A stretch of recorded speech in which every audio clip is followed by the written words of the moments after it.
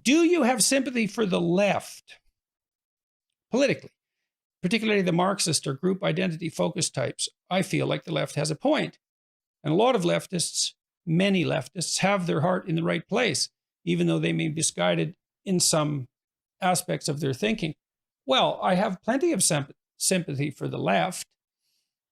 The left speaks, when it's speaking appropriately, for the dispossessed. And there's an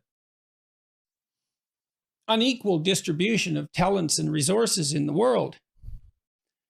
That doesn't mean that that's all a consequence of inadequate social organization, but it's nonetheless a painful fact. And people who are relatively powerless, let's say, or who are relatively deprived, need their voice as well. And the left can do that. The leftists that I've met, who I've admired, were people who genuinely had the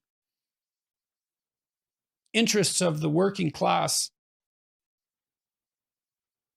uppermost in their minds.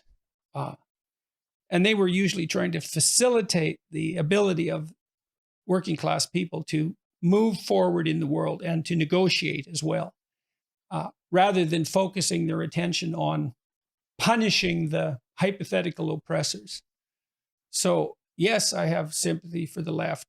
I also understand the temperamental advantages of people on the left who tend to be higher in creativity and lower in orderliness. They're more entrepreneurial in their essential orientation to the world. They're more favorable to the free flow of information at the cost of the borders that divide things. And that's a valid point, because the free flow of information has utility, even though borders and boundaries also have utility. And so hence the utility of the right.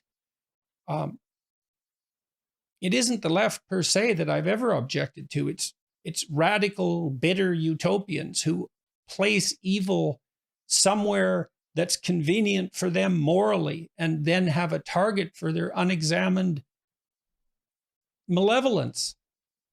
The same thing happens on the right. So,